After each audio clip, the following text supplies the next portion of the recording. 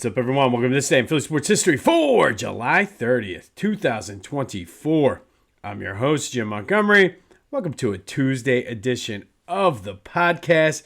It is Tuesday, so that means it's time for a little motivation / positivity. And today we're going to continue our discussion on men's issues. And last week we talked about kids.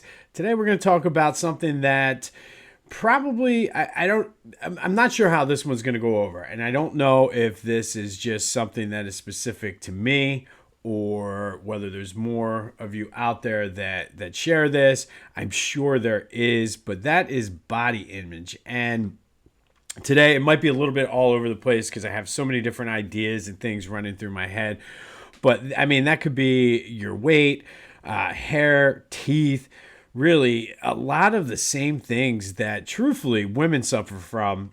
And honestly, looks, it's the first thing that somebody notices about you. So obviously there are some things. And for me, the biggest thing is just my weight. And it's something I've kind of always sort of struggled with slightly, and you don't really talk about it. And it's not something you say, I get on here and I've been coming at you and making sure for accountability reasons and things like that.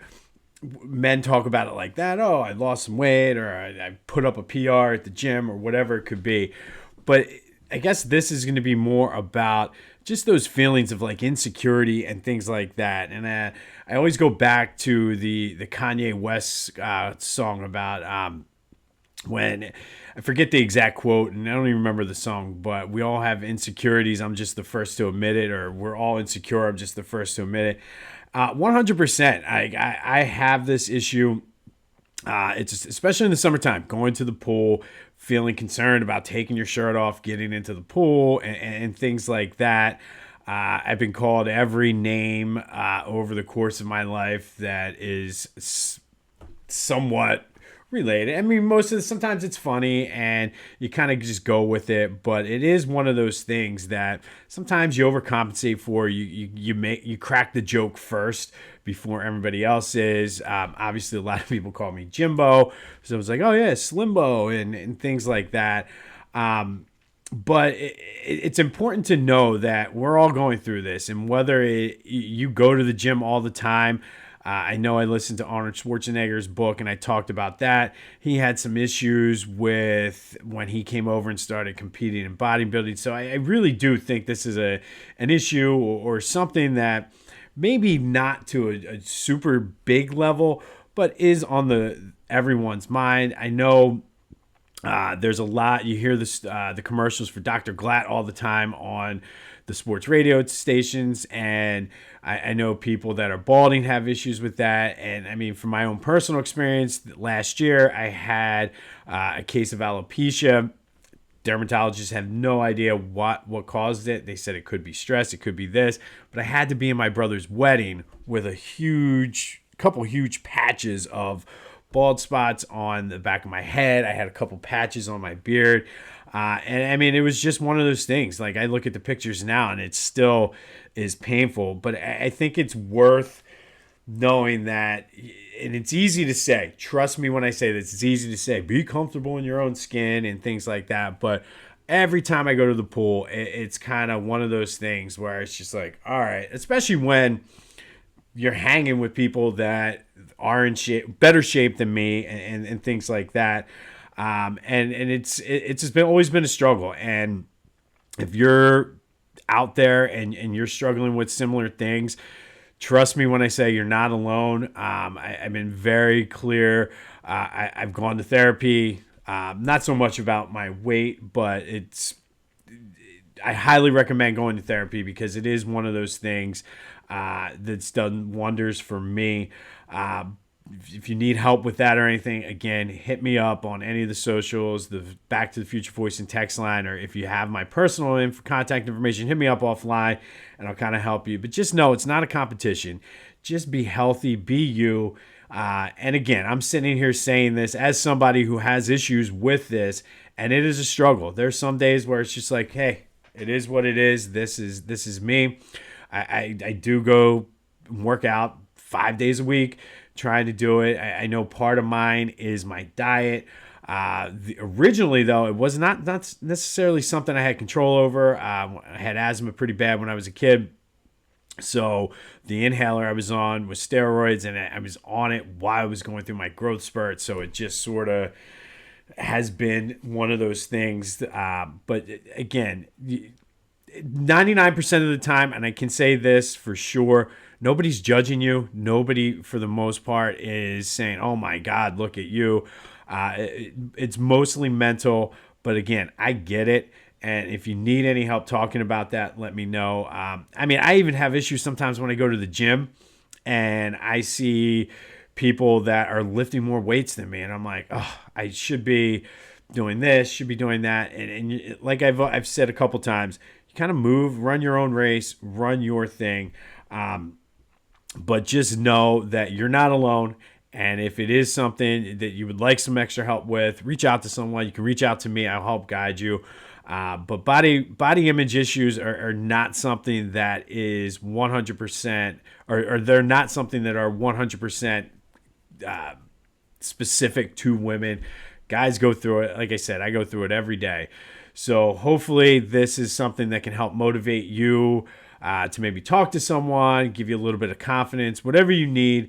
Take from this what you will, but it certainly, like I said, is something that I don't want to say plague, because I don't necessarily think that's the right words, but it is something that every single day of my life I deal with. Like, I have to go into my office for meetings 2 days next week, and I'm in between sizes right now, so I have stuff that's either way too big or way too tight, and it stresses me out somewhat. I don't necessarily want to go buy new stuff because I'm transforming and in process, but those are like the little things that sometimes gives me anxiety and things like that. So again, body image issues, let me know if you need anything. Go talk to someone, but just know you're not alone with that. And hopefully, again, these next couple weeks with some of the issues that we're not supposed to talk about as men, we're not supposed to have these issues, we're not supposed to go through, we're going through it. And I think it's time we start making it more open and talk about it. So if you would like to talk about it, or need someone, or need some help, or anything like that, hit me up and I'll be more than happy to help you. And I highly recommend, no matter what issues and things you're going through right now, talk to somebody. There's no shame in that. It is, like I said, it did wonders for me, my relationship. So no shame in that. But that has been today's Tuesday Motivation Podcast as we continue our men's issues that we have. We talked about kids, now body image. We still have relationships and money coming up. And again, hopefully this might not be 100% relevant to you, but maybe there's something in there that you can take out. And that has always been sort of our focus here when we do the Tuesday motivation / positivity. All right. I do want to say welcome to any new listeners we have out there. I know we grow every day. So if you are a new listener, Tuesdays are motivation positivity days. And it's something I started after the Damar Hamlin thing, and everybody kind of came together. So we're always just trying to motivate, trying to be positive, bring some whatever you need to your weeks. But we are in the middle of our men's issues, not necessarily health, just men's issues just to get us through the rest of the summer. But I do feel that they're important because I don't think I'm the only one that struggles with some of these things. So hopefully you can take something. But again, welcome. Be sure to hit the like and subscribe button. And on that same note, I've had some people reach out just about how the past couple of weeks the shows have been varying lengths as far as time. And truthfully, I don't have like I need to get X amount of minutes in. I kind of take it. A lot of it is dependent upon what's happening in Philly sports. We did the tournament because there was really nothing going on. Show will never be less than 10 minutes, and I will always strive to keep it under 30, but it can fall anywhere in that. So thanks for everybody who asked out. Yeah, no, it's not that I'm phasing out or doing anything different. It's just sometimes it's what's on the schedule, so to speak. But I always will try to keep it concise. I'm not going to go, and sometimes I ramble. That's what I like to do sometimes. But I'm not going to just drag something out to hit a specific time marker. But as always, thank you for listening. Be sure to like and subscribe anywhere you're listening and watching. And even if you're listening, subscribe to the YouTube channel. YouTube's sort of the thing that helps propel it all, because everything is, believe it or not, somehow everything is connected through YouTube. So YouTube will help guide everything else. Social media, Jimbo_Mont at Twitter and TikTok, at Instagram, at Philly Jimbo. I'm on Facebook, LinkedIn, wherever you can find me. And if you let me know if you found one of my cards somewhere. I had a lady call me from Warminster the other day because she saw my card in a pizza shop up there and wanted to talk about, she found one of her husband's old 1980 Phillies World Series tickets. So trying to coordinate with her and set up a time to go check that out, which is just a really, to me, really cool piece of memorabilia. So if you found me through my card, let me know that as well. All right. From the positive stuff to the Phillies now. It is trade deadline day. I don't know. Dombrowski said he's done unless he can get some sort of great deal. I don't know. I just don't know.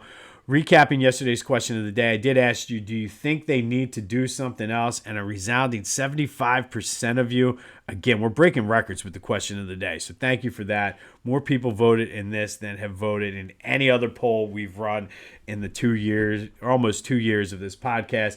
But 75% said they need to do something. And I mean, whether that's a starter, whether that is another outfielder, whether that is another reliever, I don't think anything should be off the table. And if you can very much so upgrade your team before 6 p.m. tonight, you should certainly do that. And then I don't even know what to talk about, where to start, if we should even talk about that game yesterday. Just absolutely brutal. And I mean, I'm not going to sit here and get on Zach Wheeler because this is really his first absolute dud of a game all year. Aaron Judge is good. I mean, let's just throw that out there right now. Aaron Judge is one hell of a ball player. It kills that Jazz Chisholm killed us, but whatever. But, I mean, they waved the white flag last night, brought Garrett Stubbs in to pitch. Once again, they lost the first game of a series, and they're not playing well. I'm not panicking all the way yet, but I was sort of in that I'm concerned camp last week. I'm slowly getting into the panic mode, and if you're not, help me, because I am slowly getting there. It could be the PTSD from the Eagle season, and I'm not ready to say that this is Eagle season yet, but they need to do something. And I don't know if a trade is the answer. Maybe they need to have a players-only meeting. I know Bryce kind of called everyone out. He hasn't really done shit since he called everyone out. And I mean, he to his credit, I'm not throwing Bryce under the bus. He said, myself included, I just think they're trying too hard. And as Rob Thompson said yesterday, the team is too talented. They're going through a rough stretch right now, though they will get out of it. But I don't know. And to all those saying it's a Rob Thompson issue, no. I will not put this yet on Rob Thompson because they're just not hitting. Rob Thompson is not getting, and I think sometimes coaches get too much of the blame and too much of the credit sometimes. But Rob Thompson is not the guy going into the batter's box and just swinging at the first pitch and popping it up. He's not the guy in the field throwing to the wrong base. He's not the guy in a rundown not covering the base. He's not the guy completely misplaying a fly ball. So, I don't know what the solution is. A players-only meeting. Maybe, to be honest, maybe going out on the West Coast, even though it's a tough swing. Seattle, the Dodgers, and Arizona. Maybe a team bonding experience going out on the West Coast, traveling for an extended time is what this team needs. Luckily, the Braves are playing just as bad. Somehow the Phillies still have an 8.5 game lead. So, I mean, thank God they were so hot when they were. I do think they'll turn it around. And I say that with cautious optimism because of what the Eagles did. But I think they're just too good. Hopefully, Nola can come out tonight and be the ace and pick up the slack for Zach Wheeler and need the stopper. He's facing Garrett Cole, who Garrett Cole has not been Garrett Cole this year. So maybe this is what the offense needs. I don't know, but I've already been concerned. I'm slowly moving into the panic mode. So if you aren't panicking yet and you can give me some advice and talk me off the ledge, I would greatly appreciate it. 267-495-8531. That's the Back to the Future voice and text line. Tell me why you're not panicking. I'm just short of panicking. Just short. And if they come out and play like they did last night tonight, I might be panicking. But I don't know. Tawan Walker, the news with him, he's going to be making a rehab appearance in Reading tomorrow and could be ready to be back into the rotation after this West Coast trip. Spencer Turnbull should be coming back to start doing some rehab stuff in the next couple weeks. So you got help coming that way. Will they make a trade today? I don't know. And again, I don't know if it's even going to matter. I think this team is talented. They're not as bad as they're playing right now. I don't know if they were as good as they were playing earlier in the season. But talk me off the ledge, please. And then go to phillygoat.com. They're doing some great things over there, hooking up charities, whether it's Hugh Douglas's charity, the Darren Dalton Foundation charity, Battle Brothers. They have all kinds of shirt, the T-Mac Crook. And again, in a game like this, I did watch until it was 9-4. Those guys really earn their money on games like last night, and I don't think there's a better announcing duo than T-Mac and Crook. If you get the yard sign or the T-shirt, it'll help the Battle Brothers Foundation. You buy the Hugh Douglas shirt, it'll help his out. They got the Von Hayes shirt. It's back to school time, so start your back to school shopping early. And if you use the promo code Jim Montgomery, you get 10% off your order. So go to phillygoat.com, check out their wide selection of stuff. And I think my kids have been bugging me too. Everybody puts stickers on their water bottles. They have some great stickers for you as well. So go to phillygoat.com, use that promo code Jim Montgomery for 10% off your order. And then go check out my boys at the Clashing Conferences. They got their baseball shows in full gear now, gearing up for their football, and that's available wherever you get your podcasts as well as on YouTube. All right, Nick Sirianni spoke yesterday and didn't say a lot, but some takeaways. Jalen Hurts looks good. He did say that they are consciously trying to do more conditioning and being in the best shape that they can be in to start the season to avoid another collapse like they had last year. And he did say conditioning he's not having them running. And I don't even know if I can say this anymore, but when I was a kid, they were called suicides, gassers, whatever. He said it's not all about doing that. It's about just being in the best shape and practicing hard. So apparently they're going to put the pads on today, which is a very old school move, which I like. He also said that Nolan Smith and Jalix Hunt and Patrick Johnson have been outstanding in camp so far. John Ross, by all accounts, has had an excellent camp and is in contention now for that third receiver. He always was fast, but they said his hands, he's had a few nice catches in practice, so that's a good thing. And then finally, the last thing I want to talk about, and what are we doing? Josh Sweat changed his number from 94 to 19 because he wanted to change. He said he feels slimmer and faster. And he was asked yesterday why number 19. And he was like, originally he wanted 15, but that's retired for Steve Van Buren's number. So he went with 19. He was just like, it's new. I feel good about it. They asked him, well, why 19? And he's like, no reason. 15 was gone. And he did say he wore 9 in high school and 9 in college. Couldn't get 9 in the pros and kind of mumbled something. It almost seems as though number 9 is semi-retired. What are we doing here? Like, I get it. I absolutely get it. But no, It should not be a retired number. It's embarrassing. I'm sorry. It is absolutely embarrassing. And you might disagree, and this might be the hottest take I've ever put on this podcast. No.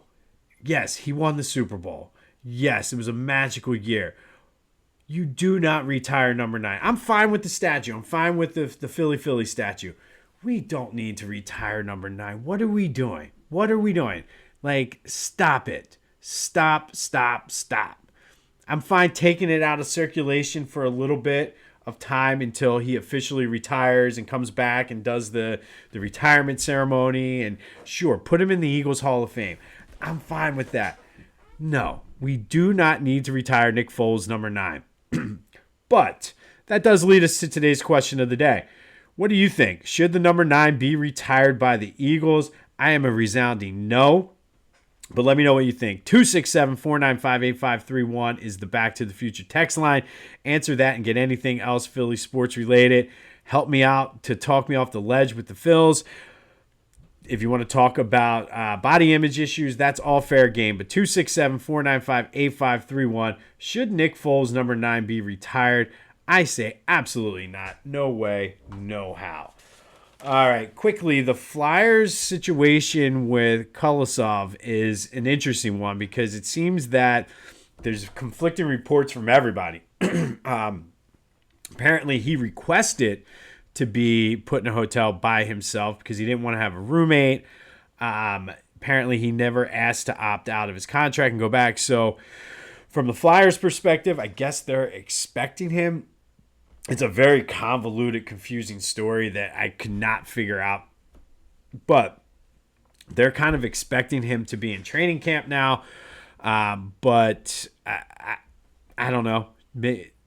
I think the Flyers should come out and address it because there's various reports of, like, everybody has a report in there. All the reports are different. So I think it would behoove the Flyers to come out and address it.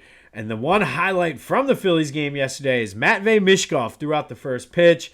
It was pretty cool. Met with Rob Thompson, who used to play hockey in Canada when he was a kid. They had a nice conversation. But this dude, he's doing all the right things. And I think he's going to be the face of the franchise no matter what Danny Briere says.